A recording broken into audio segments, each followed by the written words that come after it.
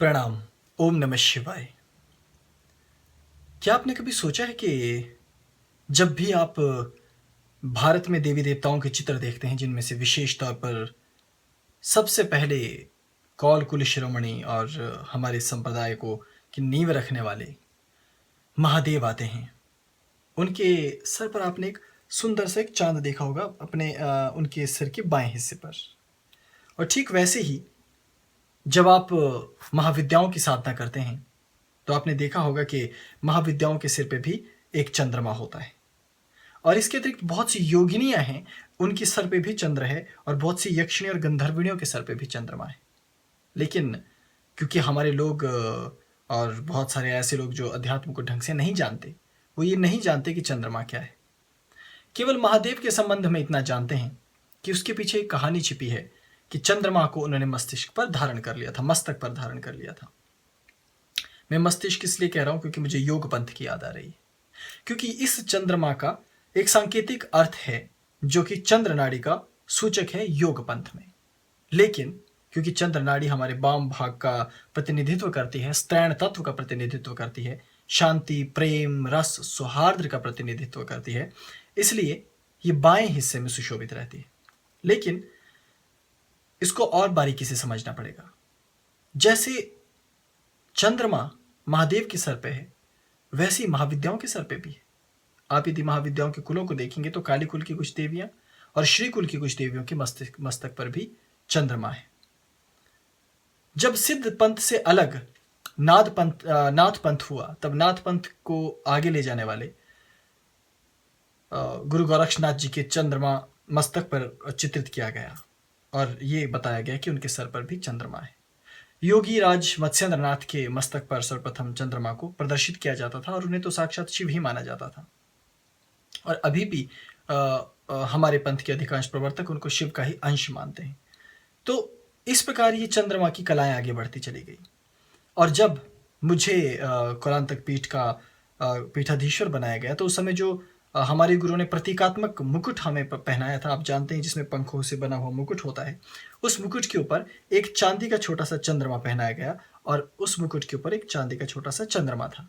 तो मुझे भी वो चंद्रमा दिया गया और इससे आपके मन में एक जिज्ञासा पैदा हुई होगी कि आखिर ये चंद्रमा का मामला क्या है। सारा का सारा चंद्रमा और चंद्रमा की साधना, जिसको हम चंद्र साधना कहते हैं, ये कोई आसान साधना नहीं है, ये कोई साधारण साधना नहीं है। और जिस प्रकार सूर्य साधना है उसी प्रकार चंद्रमा की भी साधना है। लेकिन मैंने सूर्य साधना में भी बताया था और अब पुनः चंद्र साधना में भी बता रहा हूं कि ये जो चंद्रमा हमारी पृथ्वी के चारों तरफ घूम रहा है, ये हम इस चंद्रमा की बात नहीं कर रहे। ये चंद्रमा तो उस इष्ट देवता चंद्रमा का आंशिक रूप है। भगवान ब्रह्म, जिसको हम भगवान कहते हैं, ईश्वर कहते हैं, ब्रह्म कहते हैं, उनमें अनेक कलाएं हैं। उन कलाओं में से एक कला है चंद्र कला, जिसको चांद्र कला कहा जाता है। और वो चांद्र कला इस चंद्रमा के साथ जोड़कर देखी जाती है, क्योंकि ये जो चंद्रमा है ये स्वतः प्रकाशित नहीं होता, ये दूसरे से प्रकाश लेकर उस प्रकाश से आगे प्रकाश करने की क्षमता रखता है। और ये कभी घटता है कभी बढ़ता है, इसीलिए इसको चांद्र कला कहा गया। ठीक वैसे ही ये जो ब्रह्म है, इस ब्रह्म ने भी इस सृष्टि को ऐसे बनाया है। कभी ये सृष्टि टूटती हुई प्रतीत होती है, दुखों से भरी हुई प्रतीत होती है, कभी ये बनती हुई नवीन और बेहद सुंदर दिखाई देती है। तो ये स्थित नहीं है, सूर्य के समान हमेशा एक जैसी नहीं। ये संपूर्ण लीला का घटना और संपूर्ण लीला का बढ़ना, इस कारण से ब्रह्म की उस कला को चांद्र कला कहा गया। और इस घटने बढ़ने की रीति को ढूंढा गया और प्रकाश को प्रतिवर्तित करने की रीति को ढूंढा गया इस प्रत्यक्ष पिंडज चंद्रमा में। तो इस प्रत्यक्ष पिंडज चंद्रमा को उसका एक अंश मान लिया गया। लेकिन ब्रह्मांड में एक दो चंद्रमा नहीं है। जैसे कि अब वैज्ञानिक भी ये जानते हैं कि आप अलग अलग ग्रहों पे जाएंगे तो अलग अलग चंद्रमा है। जैसे बृहस्पति में बहुत सारे 10, 11, 12 चंद्रमा हैं जो अभी तक ज्ञात हैं। तो जब उस आसमान में आप देखेंगे तो इतने सारे चंद्रमा आपको नजर आएंगे। तो क्या है चंद्रमा?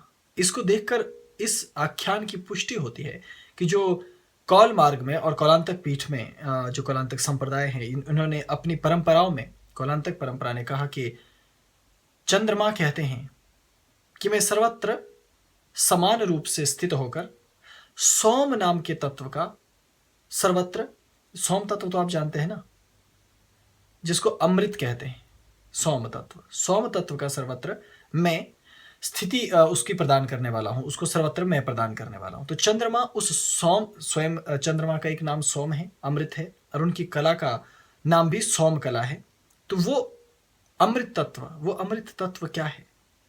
वो है अमर हो जाना। वैसे तो इस सृष्टि में कोई भी चीज अमर है नहीं, केवल ब्रह्म ही अमर है, और यहां तक कि उनकी माया भी अमर नहीं है। वो अपनी माया को जब समेट लेते हैं तो अपने भीतर उन्हें धारण कर लेते हैं। इसलिए इस तत्व को समझना बेहद जटिल है कि ये सब क्या है। जब हम जन्म लेते हैं तो हमारा जीवन बहुत विचित्र होता है। हमें जीवन क्या है इसको समझते समझते बहुत समय लग जाता है, क्योंकि पहले तो हम माँ बोलना नहीं सीख पाते। माँ, पिताजी, भाई, दोस्त, चलना, पहले तो बोलना, चलना, शोर मचाना, चीज़ों को देखना, अनुभव करना, इन सब चीज़ों से कहानी शुरू होती है। फिर धीरे धीरे खेलना, अपने आसपास जुड़ना, धीरे धीरे ज्ञान आना, और फिर ये बुद्धि, फिर हमारी बुद्धि विकसित होती है, और धीरे धीरे जब हमारा अस्तित्व हमारे सामने आने लगता है तब हम जानते हैं कि हम कुछ हैं, और तब हम अपनी खोज शुरू करते हैं। लेकिन जब तक खोज होने लगती है तब तक बहुत समय भी बीत चुका होता है, क्योंकि तब तक हम अपने मस्तिष्क, अपने मन की जकड़ में फंस चुके होते हैं। तो योगी फिर ये कहते हैं, और तंत्र के जानकार ये कहते हैं कि आपको एक अलग मार्ग ढूंढना होगा ताकि आप माया से बाहर जा सके। माया से बाहर जाना तो असंभव है, आप ये जानते हैं अच्छी तरह, क्योंकि अगर आप खाना खा रहे हैं तो माया के अंदर खा रहे हैं। अगर आप मुझे अभी सुन रहे हैं तो माया के अंदर, माया के द्वारा सुन रहे हैं। अगर आप कहीं भी घूमने जा रहे हैं तो आपको सर्वत्र माया दिखाई दे रही है, क्योंकि सब कुछ तो माया है। तो इसलिए माया असत्य नहीं है, उससे डरना नहीं है, उससे घबराना नहीं है। तो उस माया में आप उस माया के साथ लड़ नहीं सकते, लेकिन क्षोभ पैदा हो जाता है, चिंताएं मस्तिष्क पर आ जाती, और व्यक्ति बहुत हताश हो जाता है कई बार। तो ऐसे में वो विद्रोही हो सकता है, उसके मन में क्रोध आ सकता है। जैसे कि आमतौर पर लोग ये देखते हैं कि मेरी सरकार मेरी बात नहीं सुन रही, तो एकदम से भड़क उठते हैं।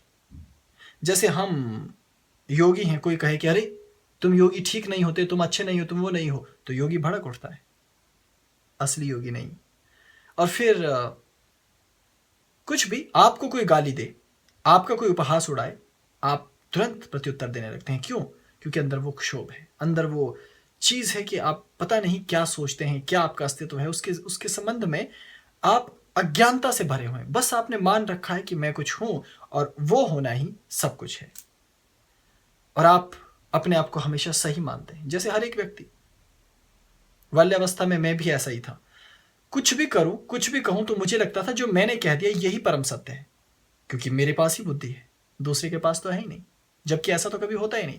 न जाने में कितनी बार मैं गलत हूं, कितनी बातें मैं गलत कह लेता हूं, न जाने कितनी ऐसी बातें अंदर होती हैं, जब मैं उनको निकालता हूं उस समय तो वो तत्कालीन देश काल और परिस्थिति पर तो ठीक है, लेकिन जब मैं और आगे बढ़ता हूं तब तक तो मैं बदल चुका हूं ना, पूरा का पूरा अस्तित्व मेरा बदल चुका है।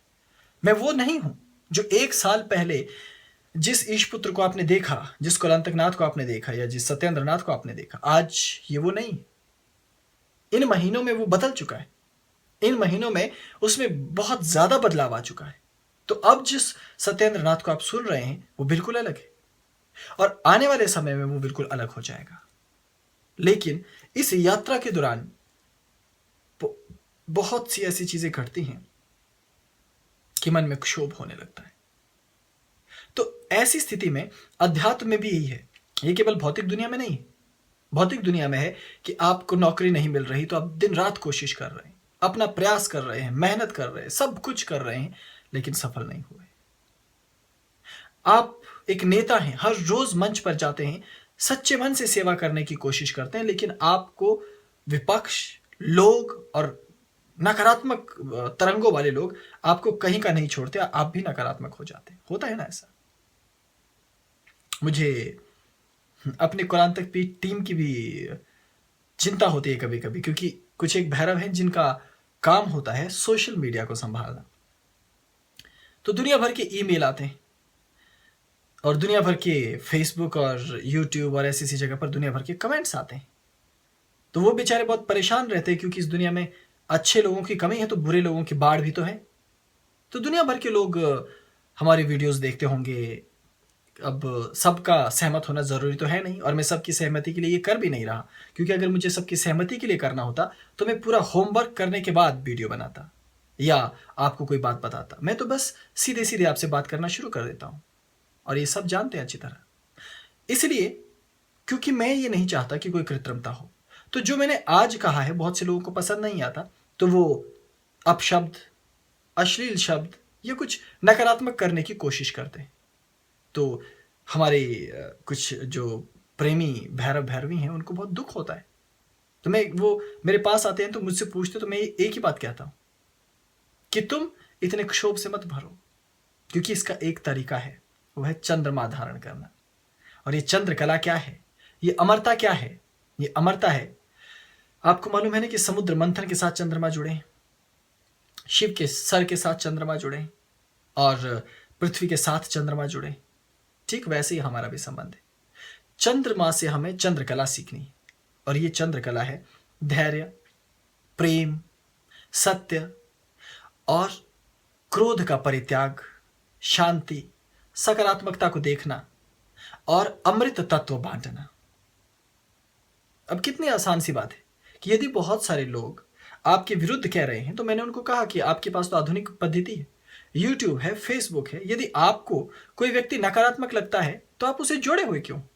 उसे काट फेंकिए, उसे मत रखिए अपने पेज पर, उसके कमेंट को मत रखिए अपने पास, क्योंकि आपके पास तो चुनने का सबसे बेहतरीन मौका है। क्योंकि पूरी दुनिया में बहुत सारे दुष्ट भरे हुए हैं ना।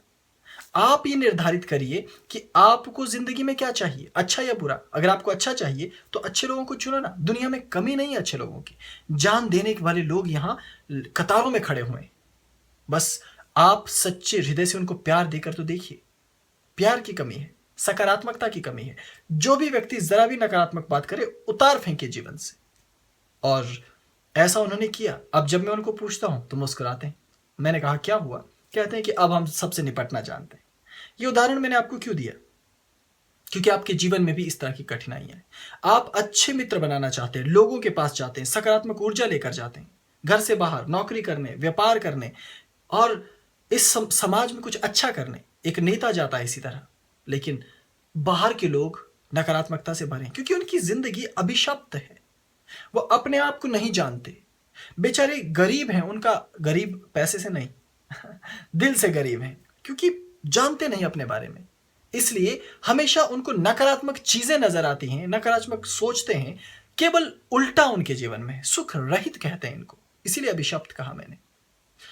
ऐसे लोगों पर दया करनी चाहिए, उनको प्रेम बांटने का प्रयास करना चाहिए। लेकिन बहुत सारे ऐसे हैं उनको प्रेम भी समझ नहीं आएगा, बहुत नीचे हैं, बहुत नीचे। तो ऐसे में आपको एक चीज की जरूरत पड़ती है, वो चंद्र की। क्यों महादेव के सर पे चंद्रमा है? क्योंकि महादेव को कहा जाता है शमशा निश्वा क्रीड़ा स्मरहर पिशाचा चहचरा चिता भस्मा लेपः श्रीकृपिन करोटी परिकरः अमंगल्यम।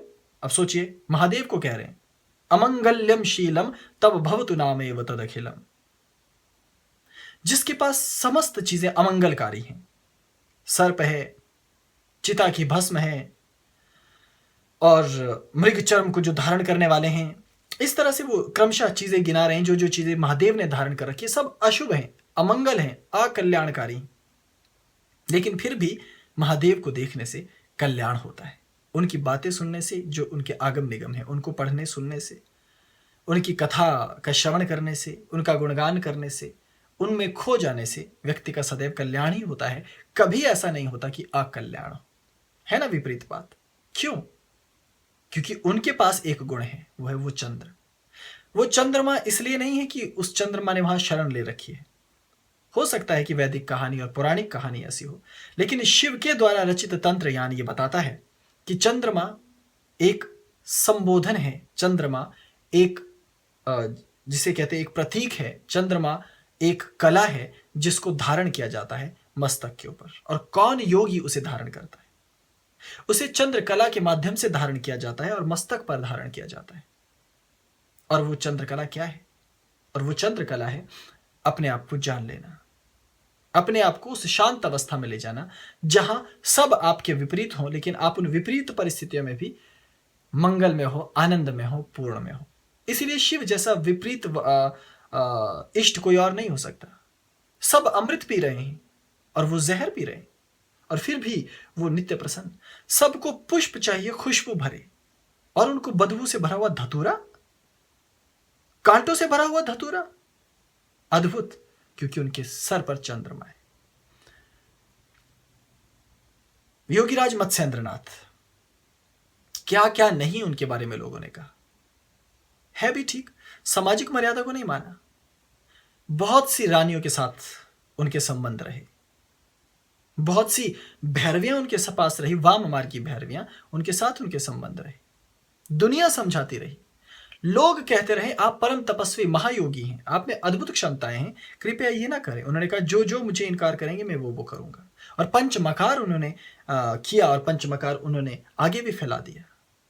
हम जैसे योगियों के पसीने छूट जाते हैं ये बताते बताते कि ये पंचमकार वास्तव में क्या है, लेकिन लोग नहीं मानते, क्योंकि जो योगीराज मत्स्येंद्रनाथ ने बना लिया एक नियम, वो बना लिया, और वो इतने विपरीत थे कि समस्त पौराणिक लोग, वेदों को मानने वाले, उपनिषदों का अध्ययन करने वाले, कर्मकांडीय ब्राह्मण, सब विद्वान उनकी आलोचना कर रहे थे। 24 घंटे उनको अपशब्द कहे जा रहे थे, लेकिन वो भी ऐसे जिद्दी कि मानते ही नहीं।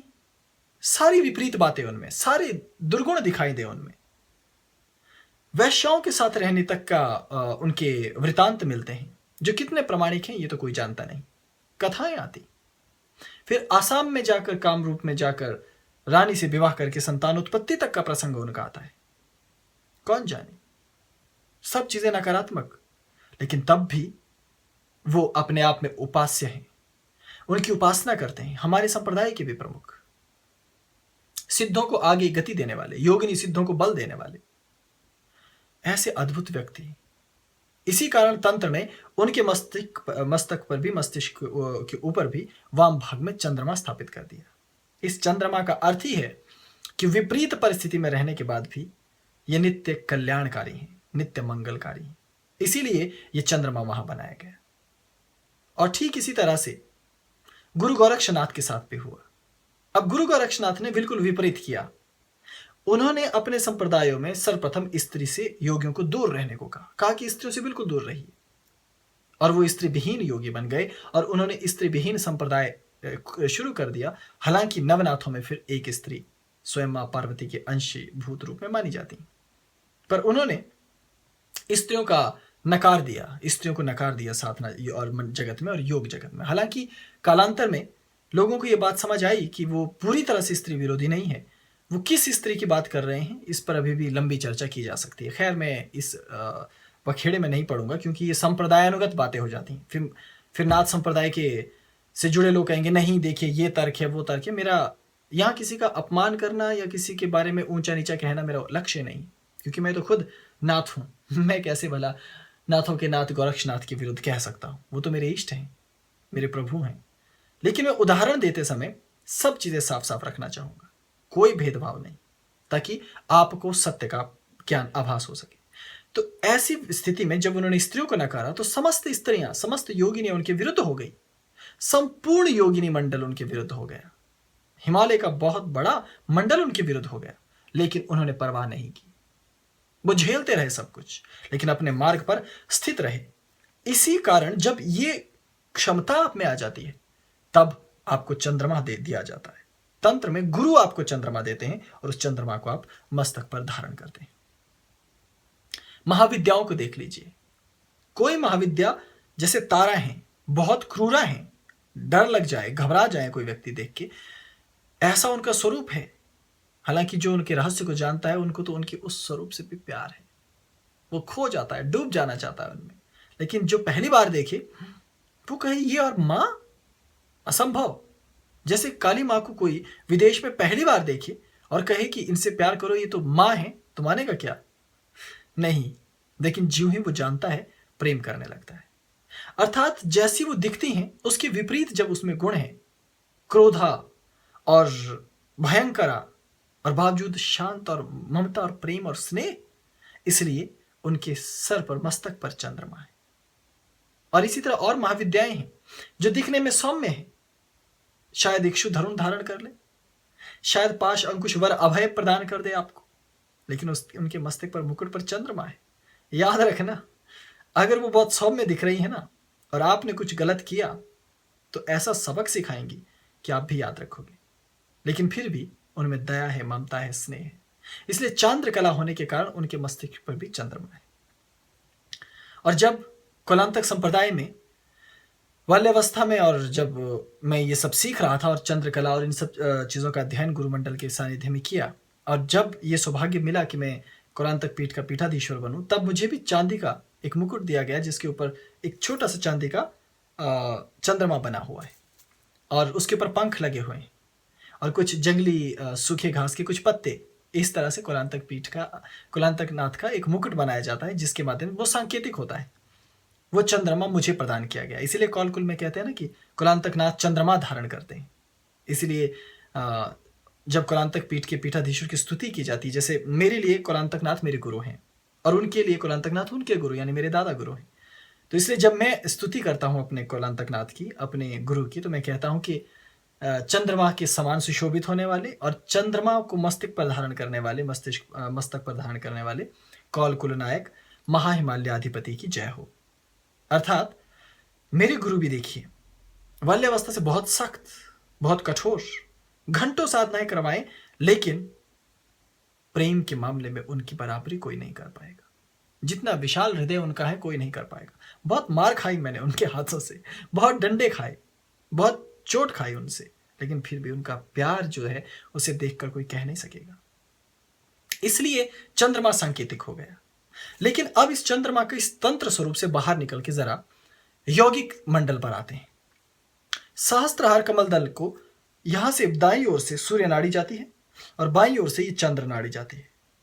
तो चंद्र नाड़ी आपके मस्तिष्क को पूरी तरह से इस प्रकार से धारण करती है कि उसमें चिरस्थायी सुख, चिरस्थायी शांति और चिरस्थायी व्यक्तित्व बनाने की क्षमता होती है।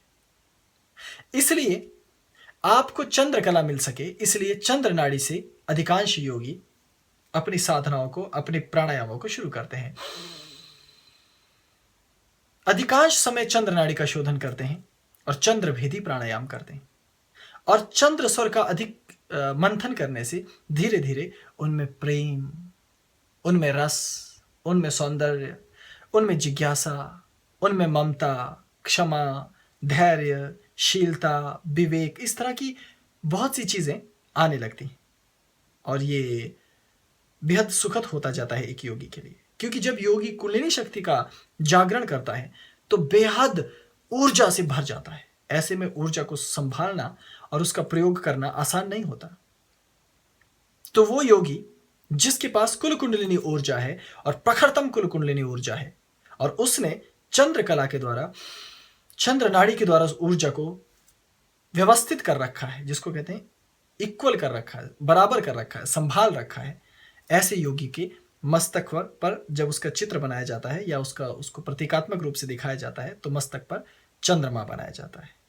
ये मस्तक पर चंद्रमा बनने का यौगिक रहस्य है, जो कि चंद्र नाड़ी के संपूर्ण स्वरूप को साध लेने का एक प्रतीक है। इसलिए जिस योगी को आप शांत पाते हैं, प्रेम से परिपूर्ण पाते हैं, तो आपको ये कहा जाता है कि उसके चित्र के ऊपर चंद्रमा का अंकन किया जाए।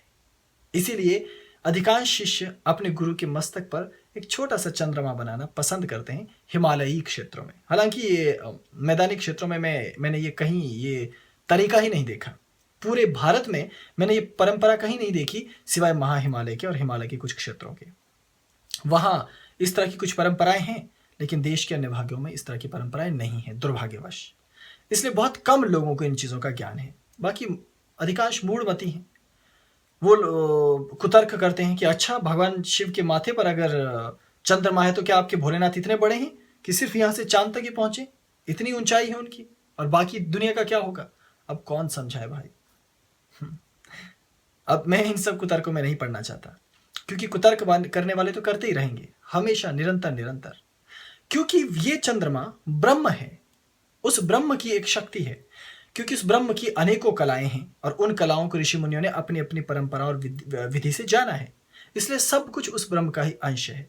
लेकिन प्रत्येक ब्रह्म के अंश में कुछ गुणवत्ताएं हैं, कुछ विशिष्टताएं हैं, जिनको हमें जानना होता है, हमें साधना होता है, हमें अपने भीतर उतारना होता है।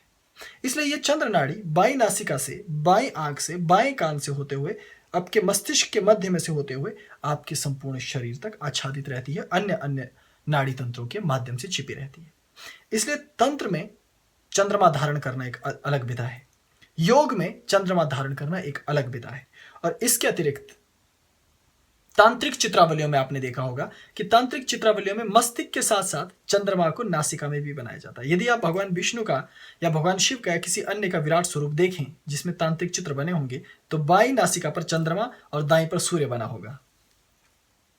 इसीलिए जो तंत्र कुल में बाम मार्ग की भैरवियां होती हैं, अत्यंत खतरनाक, अब तो ऐसी भैरवियां रही नहीं शायद, क्योंकि मैं दावा नहीं करता, लेकिन ऐसी भैरवियां बहुत हैं प्राचीन काल की, यदि आप अध्ययन करते हैं, जिनकी बाई नासिका पर यहाँ चंद्र का आकार का एक छोटा सा, एक नाक में लगाने वाली एक पिन बनी होती है, और जिसमें कुछ झुमके, कुछ छोटे छोटे दाने बने हुए होते हैं, वो उसे धारण करती हैं।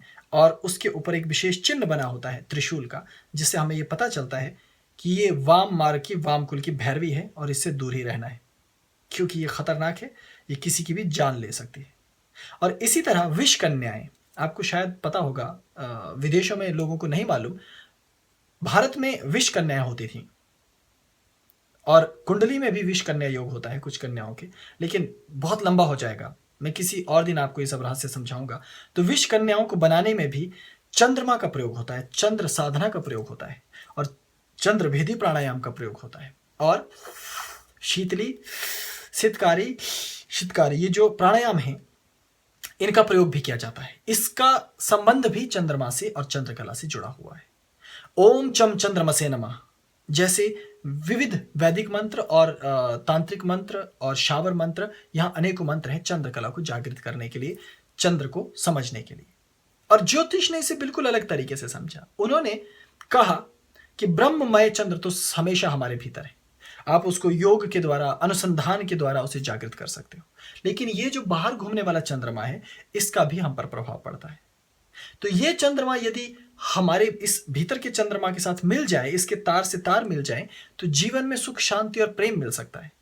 तो उन्होंने उसे साधने की अपनी कुछ कलाएं, कुछ उदाहरण दिए हैं, जो कि वो जानते हैं, वो कुंडली में देखते हैं चंद्रमा की स्थिति।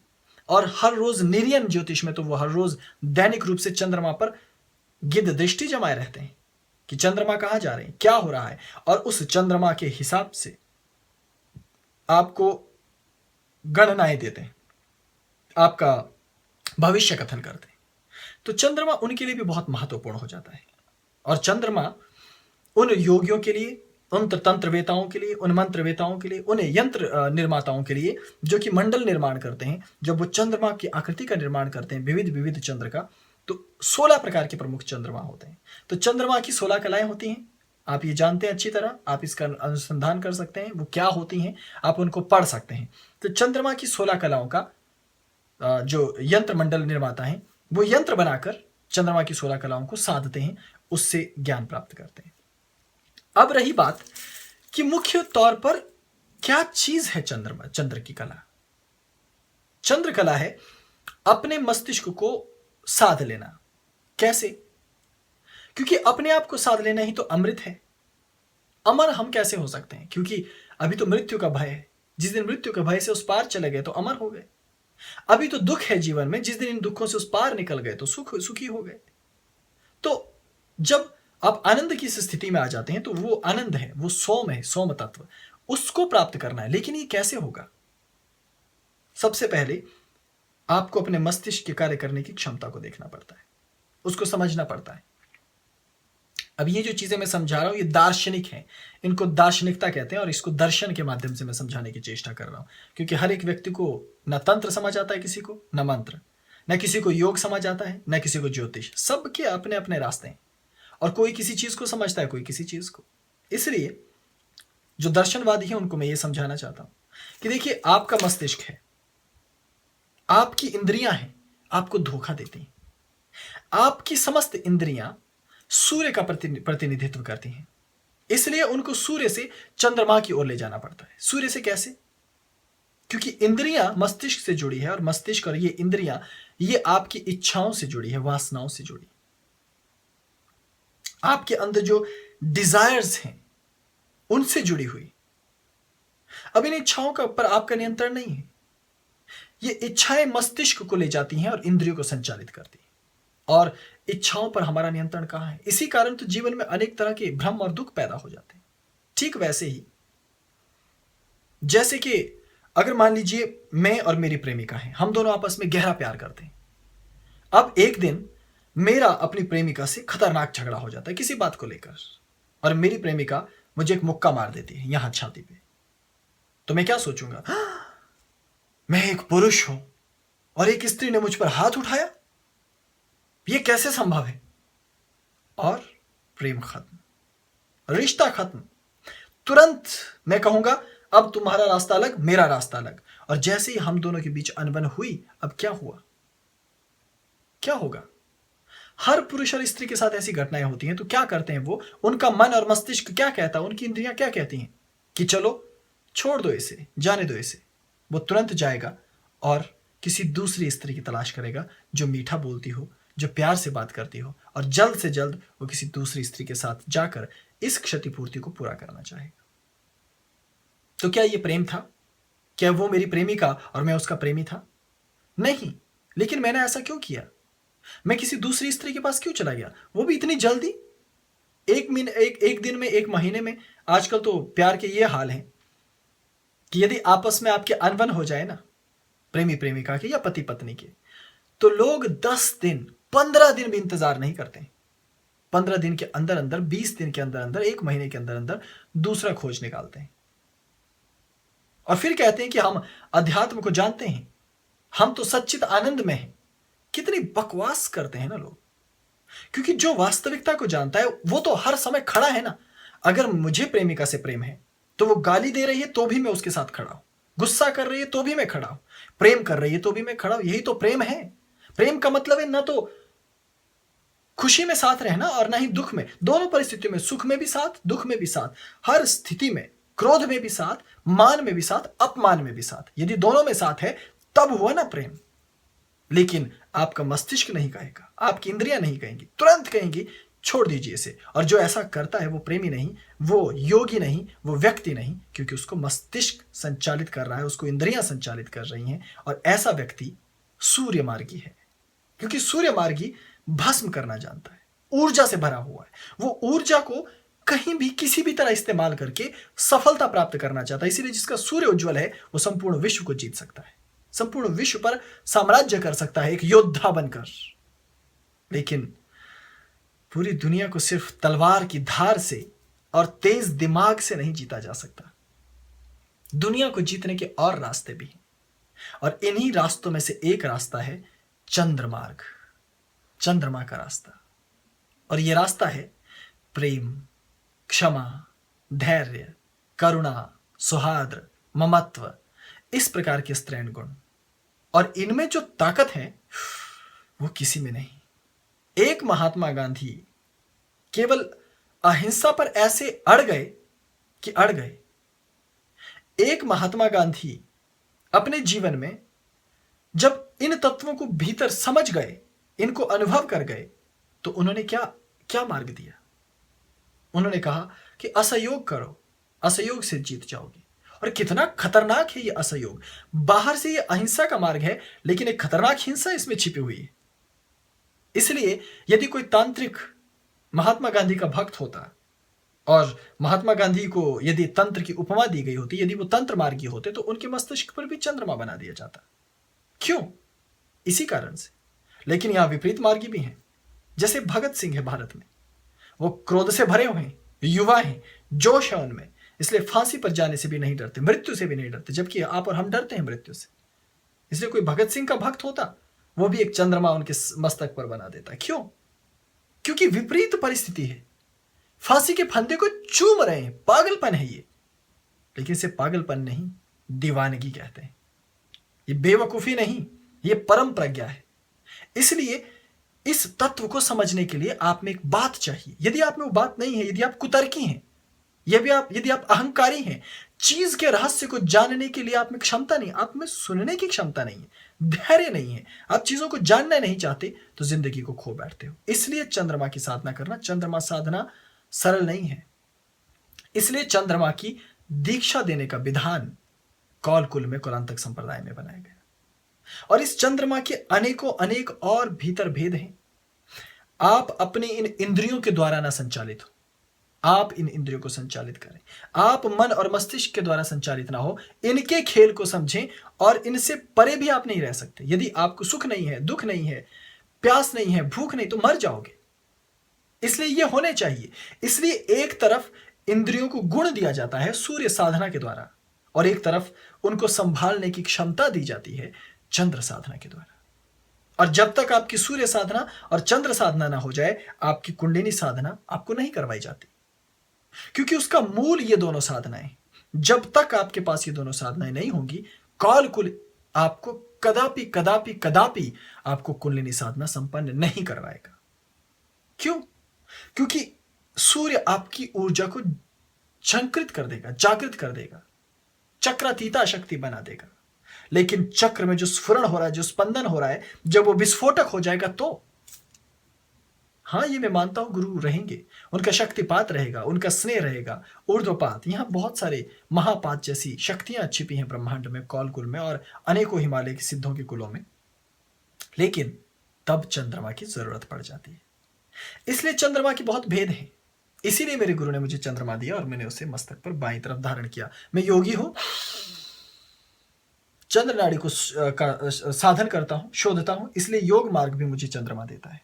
इसलिए मैं, क्योंकि तंत्र चित्रावली का जानकार हूं, तांत्रिक चित्रों को बनाता हूं, मंडल उपासक हूं, यंत्र बलि और मंडलों का उपासना करता हूं, षोडश चांद्र कला की साधना करता हूं, इसलिए मेरे मस्तिष्क पर चंद्रमा और मेरी बाई नासिका के भीतर भी तांत्रिक, जिसे प्रतीकात्मक चंद्र कहते हैं, वो विद्यमान है।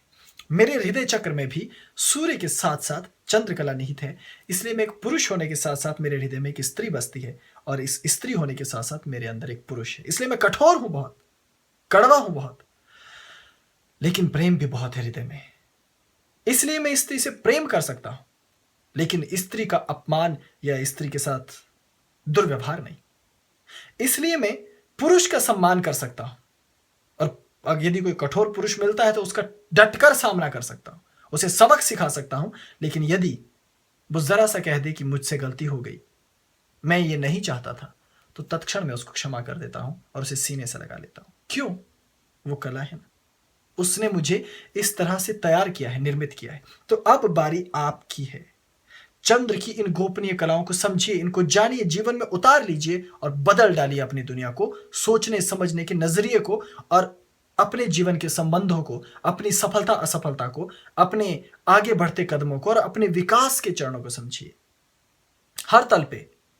मैं इसीलिए ऐसा गुरु हूं जो केवल आपको दर्शन के माध्यम से नहीं समझाता, मंत्र ही नहीं देता, यंत्र के ऊपर ही निर्भर नहीं रखता, आपको केवल साधना करने के लिए ही नहीं कहता, सब कुछ करवाना चाहता हूं, सब कुछ, ताकि कोई ऐसा तत्व ना छूट जाए जहां आप अधूरे रह जाए। और इस चंद्रमा को आप प्रमुख मानकर केवल यहीं तक सीमित ना रहें, और केवल योग में जो चंद्र नमस्कार है, केवल आप चंद्र नमस्कार करके ही अपने जीवन को पूर्ण समझें, या चंद्र के मंत्र की साधना करके ही पूर्ण समझें। मुझे आपसे प्रेम है, इसलिए मैं सब बातें आपको बताना चाहता हूं। बहुत अथाह ज्ञान है भारत में मेरे, और बहुत सारा ज्ञान दिया है ऋषियों ने। पूरा का पूरा हिमालय भरा पड़ा है इस अद्भुत ज्ञान से, और ये ज्ञान आपके लिए है। गुरुमंडल ने इसीलिए मुझे कहा कि आप धीरे धीरे इस ज्ञान को आगे देते जाओ, क्योंकि मेरा नहीं है ना ये, मैंने वहां से लिया है, आपको केवल दे रहा हूं। तो धन्यवाद उनका करना, महादेव का, उनकी परंपरा का, और स्वयं भी कोशिश करना कि आप उस स्थिति तक पहुंचो कि आपके गुरु आपको एक छोटा सा चंद्रमा दें। आप तो अभी पहन सकते हो चांदी का बना के, लेकिन खुद पहनकर नहीं होगा, आपको गुरुओं से प्राप्त करना पड़ेगा, आपको प्रेम से प्राप्त करना पड़ेगा। इसीलिए जब कोई खूबसूरत पत्नी, बहन, बेटी या कोई भी स्त्री शक्ति आपको मिलती है पुरुष को, तो वो कहता है वाह मेरी चांद सी बेटी। कोई प्रेमिका है तो मेरी चांद सी, मेरी प्रियतमा, मेरी प्रेयसी। और माँ को देखता है तो मेरी चांद सी माँ, है ना, क्योंकि ये वो बहुत शांत है, प्रेम देने वाली है, ऊर्जा देने वाली है। इसलिए इस चंद्रमा को धारण करो, इसकी साधना करना और इसके सार तत्व को गुरु से जानना। मैं केवल इतना कहूंगा, विषय तो बहुत है बताने को, अभी हूं मैं, बताता रहूंगा धीरे धीरे। अपना ख्याल रखना। ओम नमः शिवाय। प्रणाम।